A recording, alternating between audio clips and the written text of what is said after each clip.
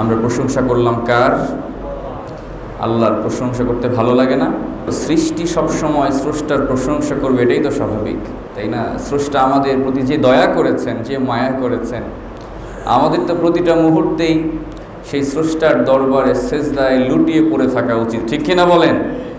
আল্লাহ এত দয়া করেছেন, আল্লাহর দয়ার কোনো সীমা পরিসীমা নেই।